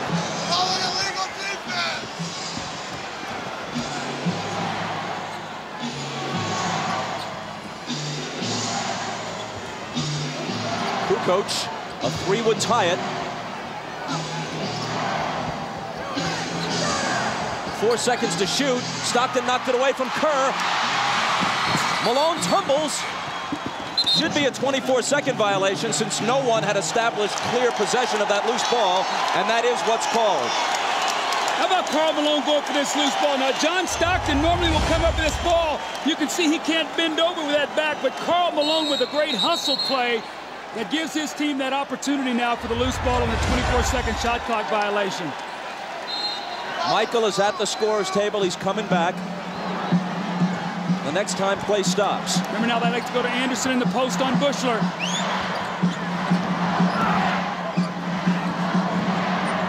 Carr from 20 feet. It spins out and Rodman is there. Brian Russell comes off Jerry Sloan's bench. As soon as he saw that Jordan was about to come back in, he calls on Russell, who probably will guard it. Kukoc to tie it.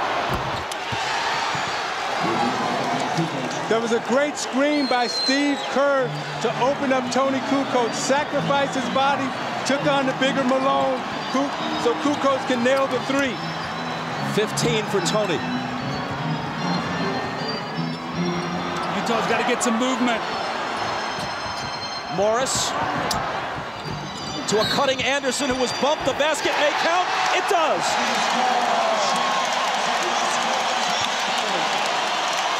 Bob, you can see now, Karl tough time on the perimeter. He doesn't like to play out here, so he gets bumped and he just tries to run through the screen. Kukoc gets the bare three and knocks it down. And in the good movement here, you got to get a slash and a cut to get to the basket. Too much standing around for Utah. An opportunity now for the three-point play, which they get.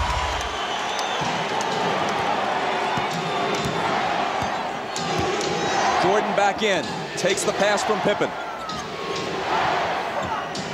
Russell is on him. He gets by him. Now Carr comes over and commits the foul. You see, they're so conscious of Michael Jordan coming off the screen. He gave Russell the fake.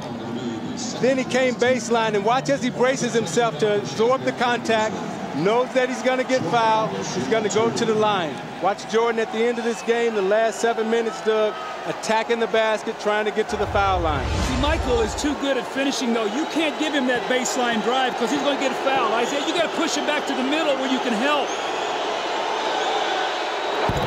Jordan is now 7 of 10 at the line. Kerr out, Harper in.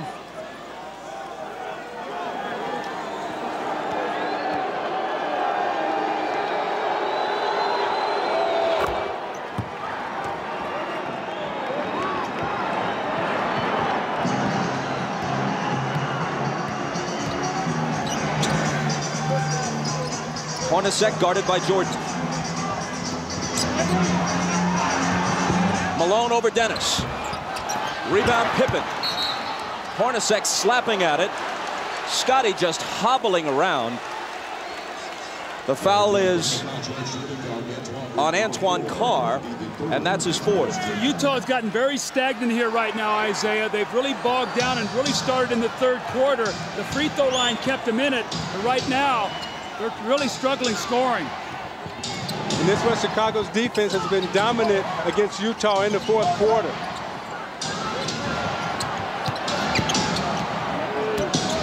Jordan with the jumper. And with 37 points, as Utah falls behind now for the first time since midway through the second quarter. See, he's headed for 40. I would start double teaming Jordan every time he touched it. Brian Russell went down, and there's a foul on Kukoc. You talk about wanting to bring Jordan to the middle, but his game is so complete. And when you bring him to the middle, he's able to come right to that right hand, square up, and shoot it right from the free throw line. It's Chicago by 1, and you're watching the NBA on NBC. They'll probably come back to the same thing. Watch Malone run the screen roll. We're in our purple. Now, push the ball, under control, reverse the action on the backdoor step.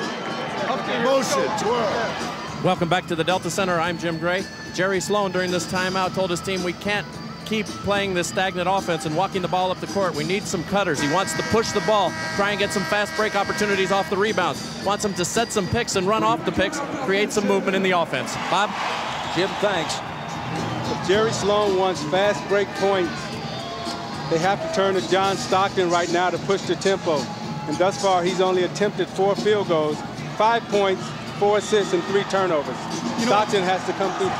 Here is Stockton with Harper on him. Antoine Carr. Malone, 3 defenders on him, and they take it away. It's Pippen wincing as he comes up with the loose ball.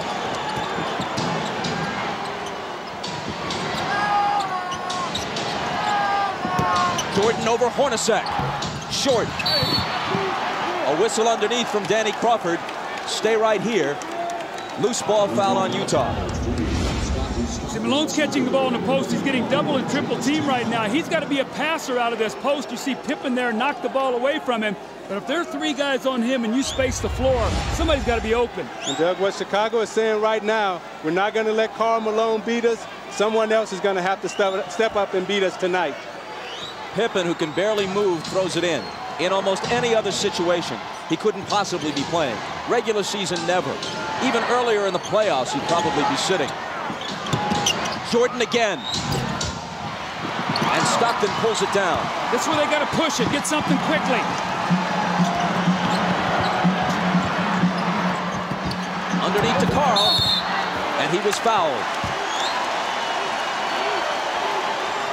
was a nice feed by John Stockton, pushing it up the court, catching Malone early in the offense, right underneath the basket. Malone did a great job of sealing and drawing the foul. 4 on Rodman. Michael's upset with himself right now. He's missed 2 jump shots that would have given his team a 3-point lead. He's really upset about that because both of them were very makeable shots that Michael normally makes. And Russell has done a good job guarding Michael Jordan, forcing him to shoot jump shots and not really allowing him to get to the basket. Malone busting loose with the huge game on Friday night. He had 20 in the first half. He's at 26 now after the free throw. Jordan leads all scorers with 37. He's 13 of 30 from the floor. Utah back in front by 1. Steve Kerr now in for Chicago. Remember, he spaces the floor and gives them another shooter if they do start running at Michael and scrambling their defense.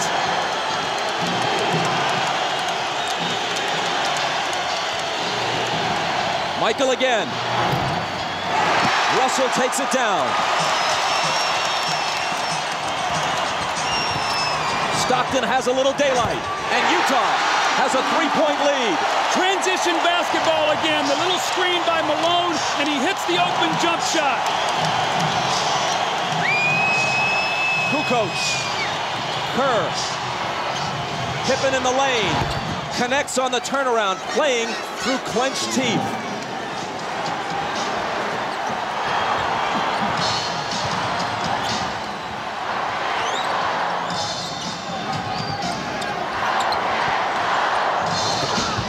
Malone. Rodman wins the rebound battle. That's a bad foul on Malone now because that's the 15th foul. Now Rodman will shoot 2 free throws, but Stockton pushing the ball up the floor. You see the screen right there by Antoine Carr, and Scottie Pippen cannot help out. And then Scottie Pippen with a quick post up in the lane, and the gutty effort by Scottie Pippen here. You can see as he catches the ball, it's so difficult, but he's got those long arms and can still score over Hornacek. The foul on Malone a moment ago was only his 2nd. Rodman to the line. Remember, he made 4 clutch free throws in game 4. This one is long. Over the year, he's a 55% free throw shooter. You see, Isaiah, he shot that ball. As he shot it, he sort of walked away from it. You've got to stay with that shot. Yeah, he didn't even take a look at the basket. He has to get set, take a look at it, and knock it down. 4:46 left. If he hits this, he can tie it.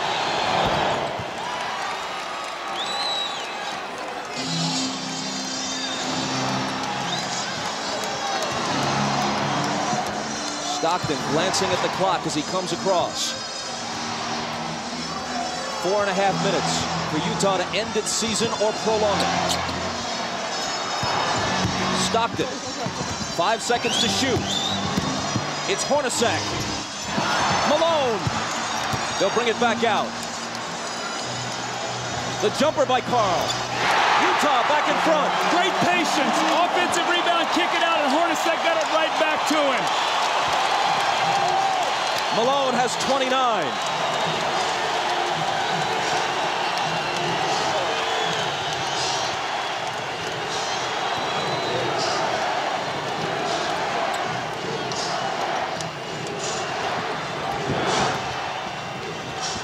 Three seconds to shoot. Harper's not the guy they want to have do it, but he has to. And he beats the shot clock and cans a huge shot. Doug, I think Utah is letting Scottie Pippen rest. I would go at him right now. He's trying to guard Antoine Carr, and Antoine Carr has a big advantage over him inside.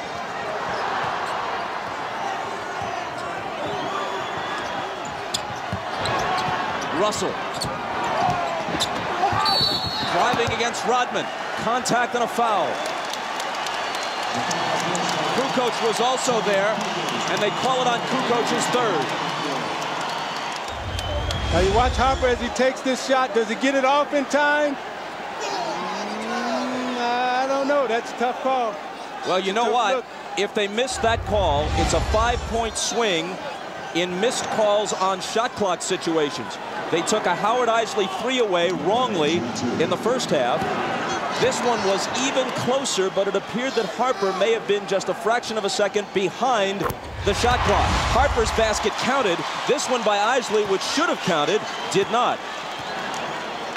See, I think this 3 was good, and the last shot that Harper took, I think that was a shot clock violation. Russell steps to the line and knocks them both down.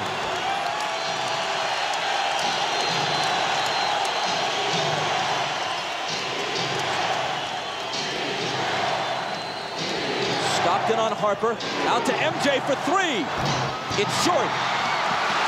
Hornacek pegging it ahead to Russell, but Michael, with whatever gas is left in his tank, gets back to pick it off.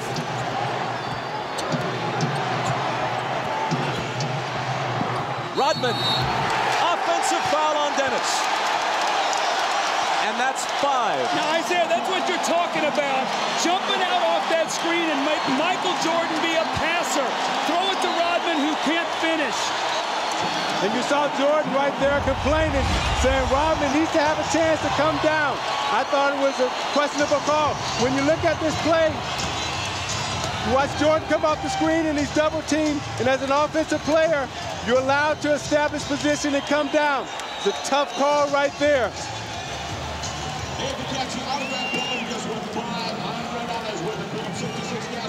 Oh no, says Michael. The Jazz by a basket. We got to execute down the stretch, guys. That's the key right now. They got team, they're in the penalty. I don't know what we are down here. Are we penalty yet? Yes. So they're in the penalty too. I guess they're going to Malone. Maybe we want to try double teaming and rotating this time if we get down there quick enough. All right. Although he's been having a little bit of a struggle this quarter. Hey, Dennis, when that guy go baseline, I knew you got to help a little bit. When he turn back, I'm going to be there to double. Then we're going to go second guard, Phil. Push the ball up the court. Second guard, Phil with some energy. 2 pass top, 3 pass, pull. These guys on the weak side can be moving. Well, let him be at the guard. All right? And we got to take the ball to the basket on this team. Go after him now. All right. Chance to go up 4. Hornacek throws the pass, and Michael Jordan, with every ounce of energy that he has, goes up and gets the skill. He misses the shot, the 3 that would have put him up 1. Had this gone through, it would have been a 4-point lead for the Jazz. Michael gets back and makes the great steal. Jordan has 37 points on 13 of 32. 2 of 7 in the 4th. He is 3 of 14 in his last 2 fourth quarters.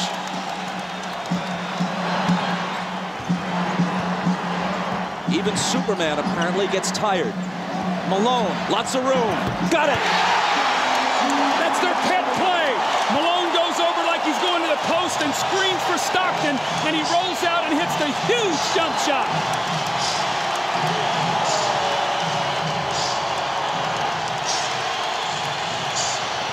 Jordan spinning, double team, has to get rid of it. Gets it right back from Pippen. Double pump, knocked away by Carr, and a foul.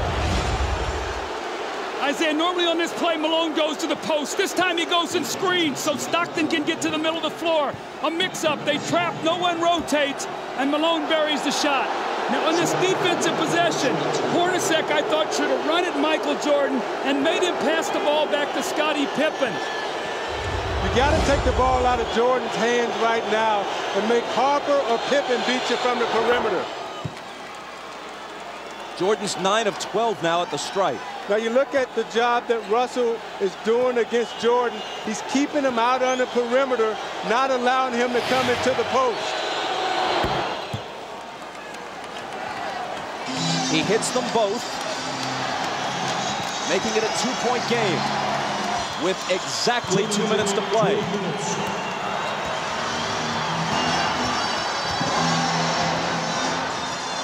Stockton.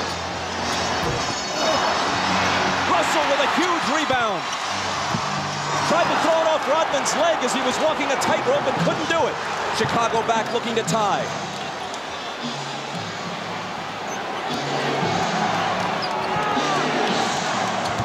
Michael. Short. Rebound Stockton.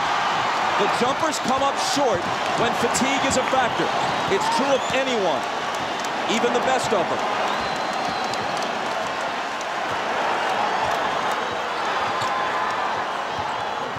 Rodman got in front and knocked it loose, but Chicago touched it last. Phil Jackson hot over that call. 1:14 remaining. Stockton for three! That would have been a dagger in Chicago's heart. Instead, they could tie it or take the lead with a three of their own. Jordan. And a blocking foul. Stockton is down on the floor. Jordan's going to come to the line at Stockton's fourth. You watch Jordan fake like he's coming to the middle again. Russell gives him the baseline. Stockton comes over a little too late. Called the blocking foul on Stockton. Jordan again at the free throw line. Chicago takes a 20-second timeout. Now you watch Jordan in the fourth quarter trying to get to the basket against Anderson. Pulls up and takes the jump shot. Again, they're keeping him out on the perimeter, not allowing him to get into the post. Coming to the foul line for his patented free throw line, Jay. But again, Russell keeping him out of the post. Pulls up, shoots it a little short. This is a big 20-second timeout for Chicago because it allows Jordan to get some rest before he goes to the free throw line to try to knock down two. At the line, he's 10 of 13. From the floor, he's 13 of 33. Well, in this fourth quarter, Michael is only 2 of 8 from the fourth quarter, but what he's done is he's been able to get to the free throw line. He's 6 of 6. They've got to find a way to be able to guard him without fouling him here.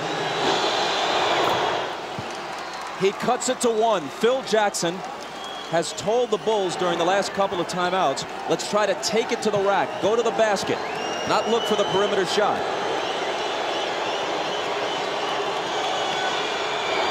Jordan ties it.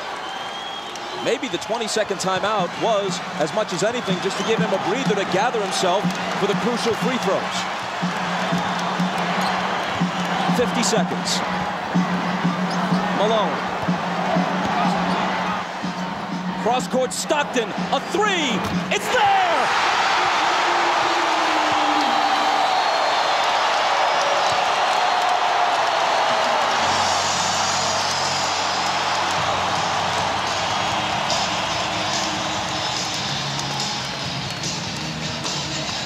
Stockton hits the three. What a huge shot to put his team up 3. Now this is what Karl Malone has to do. He has to find the open man, and Harper runs at him. And normally it's Stockton and Malone. This time it was Malone to Stockton. 10 points for Stockton. At age 36, he's played more NBA playoff games than anyone in history without winning a title. Now the Bulls would like to get 2 for 1 possession here. Try to get a quick score, get to the free throw line to give them 2 opportunities to 1. Pippen into Jordan. Michael working on Russell.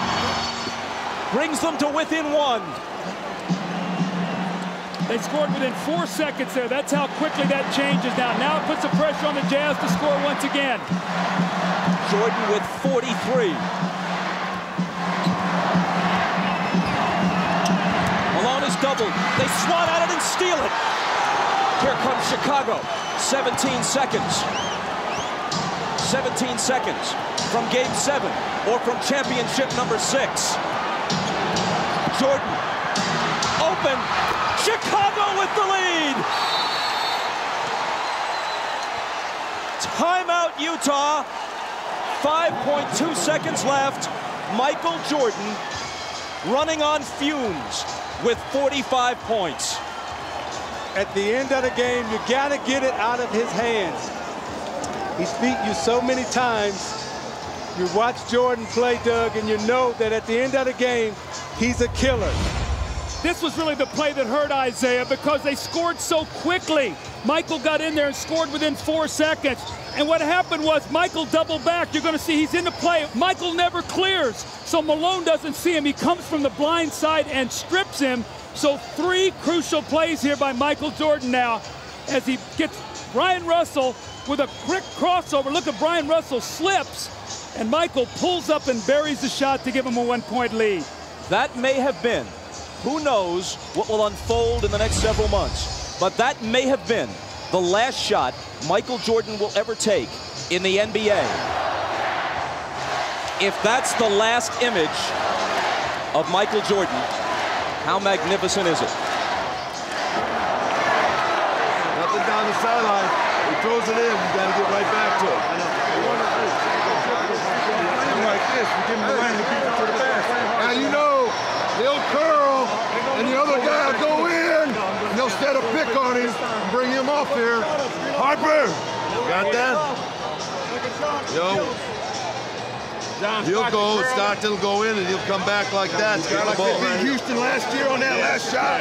Yeah. Get a little distance. He'll go like that, so you can't get settled in. Yeah.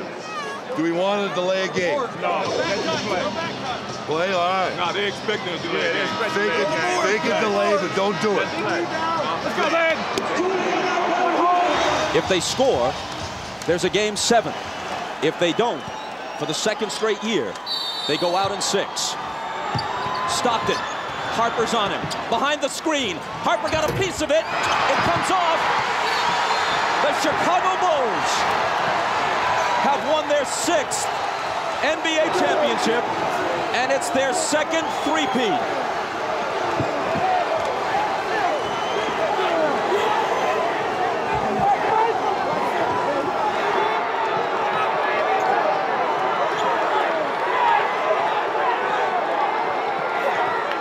When you lose by this narrow margin, speaking of the Utah Jazz, there are so many things to look back on. But the Howard Isley 3 that was taken away in the first half will eat at them all summer long.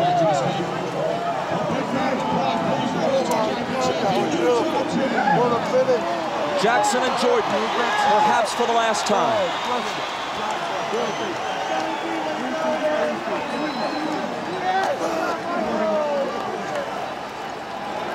Chicago 87, Utah 86. Jerry Sloan showing class, trying to shake hands with each and every member of the Chicago Bulls, who won 2 out of 3 here and 2 out of 3 in Chicago. Thanks, boy. David, thanks, boy.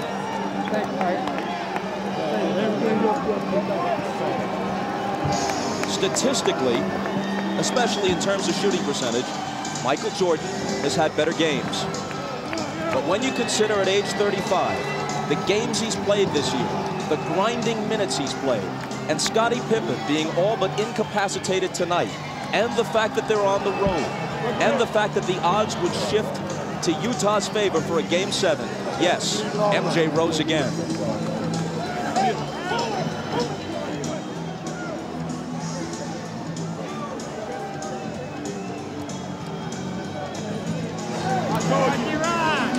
He no longer needs accomplishments to prove his case as the greatest player in NBA history. He just adds to it. And if this is the final chapter, what a way to close the book. I tell you, Bob, as you look at Scottie Pippen there, I remember all Scottie ever heard about was the migraine headache and that he couldn't play with pain. Well, today, they could not have won this game without him. Just his presence being out there. He made some big shots. He fed the post. He did all the little things for Chicago, and his numbers aren't going to show it. But Michael, once again, with the heroics, the unbelievable plays. But his sidekick, Scottie Pippen, was there for him when he needed him. And I'm watching Michael Jordan hug his mother right there. Such a great player, such a great person. Everything that this game is about, the goodness of it, he represents, and what he's done for the game of basketball and for this Chicago Bulls organization. All of us as former athletes are very thankful to 23 in red. Michael Jordan is as great a competitor as sports has ever seen. He also has an uncanny sense of theater. And as he makes his decision, he'll think about the fact that he could not ask for a better punctuation than this. To not only hit the winning basket, but have it be the last shot he takes this season, maybe the last he'll ever take in a Chicago Bulls uniform, to win the game and the championship by a point. You know, Bob, it's interesting about Michael Jordan. He's a guy who has nothing to prove, but lives his life every day as if he has everything to prove. That's something about his greatness. He's an unbelievable athlete. One more look at a shot you'll be seeing hundreds of times if you're a basketball fan. You'll see it dozens of times on the highlight shows tonight. Stockton gets rid of it. It's short. Harper had a hand in his face and maybe even got a small piece of the ball. I thought Stockton had a great look right there. It was a well-executed play. Stockton and Malone. And that's who you want taking your last shot, because he's made so many big shots for Utah. You know, my heart goes out to Stockton and Malone, because those two, more than any other two athletes in this era, really deserve a shot at wearing a championship ring. A shot can hardly come much closer than that without going in. For the celebration, here's Dan Roberts, the PA man. And now, please direct your attention to center court for the presentation of the 1998 NBA Finals MVP and the Larry O'Brien Championship Trophy. It is now time to make the 1998 Championship Trophy presentation. Joining me up here are the chairman, Jerry Reinsdorf, Vice President Jerry Krause, Head Coach Phil Jackson, and to make that presentation, here's the Commissioner of the NBA, Mr. David Stern. The two best teams in the NBA this season were the Utah Jazz and the Chicago Bulls. These two teams in these finals, wonderfully matched and motivated, treated the world of basketball to NBA basketball at its heart-stopping best. To both teams, thank you. But to the Chicago Bulls, the 1998 NBA champion, and a team for the ages, congratulations to this team, to this organization, to its fans, and to these great players.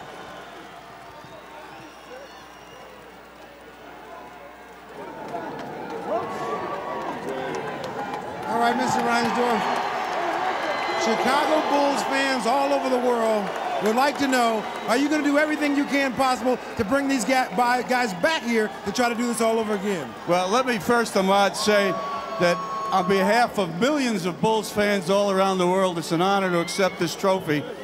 It's only unfortunate that we can't have co-champions, because this Utah Jazz team is just the greatest team that we've ever played. 2 years in a row, they took us as far as you could take anybody. Winning six championships in 8 years is unbelievable. It's a tribute to a great coach and his staff, great players, Scotty and Michael, an unbelievable performance by Scotty and Payne tonight, Jerry Krause and his staff, just unbelievable. And on behalf of millions of Bulls fans all over the world, I can only hope and pray that Michael and Scotty will come back and defend the championship one more time. I take that as a yes. You are going to try to bring them back. Yeah, I believed in it. That was beautiful. Oh, man. I never gave up. I never gave up. Every time we were close, I knew we were going to do it. I knew it. Jerry Krause, you have to be very proud of this team. I'm so proud of these players and the staff. And this is for the fans back in Chicago, the greatest sports fans in the world.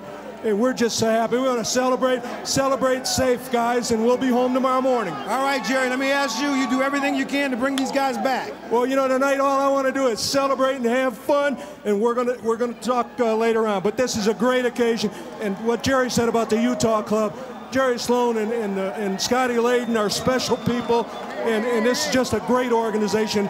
And it's somebody that you're proud of that you can be with. All right, Jerry, let's talk to Phil Jackson.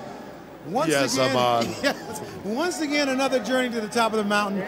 How is this one different from the other five?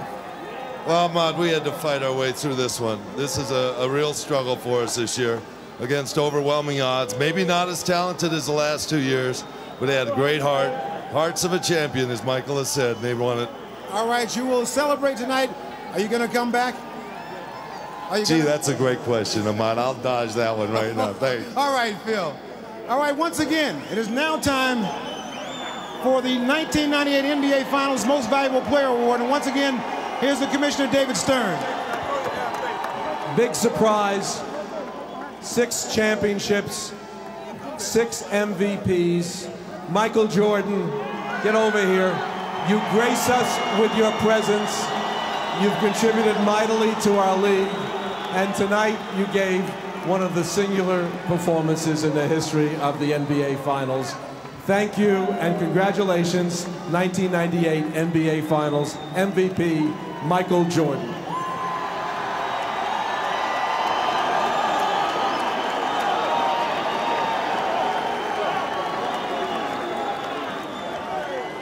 Michael, you have won this award before, but somehow I have the feeling that this one is more special than all of them.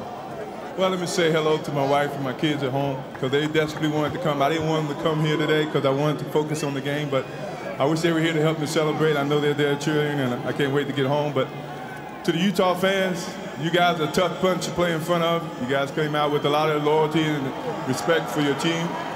You made it really tough for us. We really, after losing Game 5 in Chicago, a couple of us dread coming back to Utah because we had to deal with the fans because of the energy that they bring to the game. But we had no choice, so we had to come in and play our best, and you guys made it a very competitive finals, and you know, it's very worthy to win this, and I think of all the championships that we've won, this is the toughest. It doesn't get any easier, but at the beginning of the season, this was the goal that you set out for. How wonderful was it to make this into a reality? Well, I tell you, when you start the season, I'm pretty sure every team next year is going to start with the focus of finishing and winning their last game. We started with that focus. It was a long road, a lot of different tasks and little bumps in the road, but somehow we made it, and I think everybody who looks at this year is going to have a lot of gratification and understanding and a lot of dedication. There were a lot of times during the course of the season that people doubted the Chicago Bulls, doubted that you'd be able to come back and pull this off. Even during this finals series here, people doubted you. How'd you guys stay so confident? Well, I mean, this team is one. Our leadership is strong. Our leadership is very positive, very determined, and it filters down to the rest of the players. And we never let anybody give up. You know, we believed in it, and we kept coming for it. All right, I've asked everybody if they're all going to come around to try to do this again. One more time? I would love for that to happen. I think that's something that's got to have to be determined over the summer. All right. Congratulations, Michael. Congratulations, Chicago Bulls. Let's go over to Jim Gray. All right, thank you very much, Ahmad. Tonight, one of the truly gutty performances in the finals by Scottie Pippen. Scottie, how badly were you hurt during this game? I was hurting pretty bad, you know, to start the game off. I was able to get a dunk when I came down. The pain just sort of built from that point, and every time I tried to run, I was getting spasms. But I knew I wanted to come back and try to give a better performance in the second half, so I just tried to take advantage of that little bit of time before the half and, you know, see what I can do. And I came out the second half, and Chip wanted to give me a little treatment, and I took the treatment, and I told him from there I was going to just try to gut it out. You know, I felt like that my presence out on the floor would mean more than just sitting in the locker room. Initially, you didn't think you could come back, and then the miracle happened there at halftime. How much did you revert back to some of the things that had happened to you in the past, and you knew that if you gutted it out this time that it could change all of that? Well, I knew I was going to come back the second half. I have to correct you on that. I knew, but I just didn't know how much I was going to be able to give. I knew I wanted to just hope that the team could stay in the game, keep it close, and if I could come back out, let my presence be known out on the court. Now, Scottie, you were in tears after the game. Was this your most difficult championship, and why the tears this time? Is it maybe because you feel it's ending? Well, I think they all have brought tears to my eyes, but this one was so difficult because, you know, I felt like to some degree without me being out on the court that I was kind of letting the team down, and they understood, but, you know, I wanted to be there. I wanted to be a present. I wanted to play a major role in the game, but the other guys came off the bench, held us in there the first half, especially Michael. He had a heck of a game, and, you know, everything else is history. And as for Michael Jordan, all the superlatives have been exhausted and almost all apply. But perhaps the most important one is this: he's authentic. His essence is so much deeper than image. In fact, the image is, in his case, an amplification of something true and substantive. His heart and his athletic integrity every bit as impressive as his artistry. So whenever it ends, it's been an incredible ride for Jordan and the Bulls, and we have been privileged to be taken along for that ride. Good night from Salt Lake City.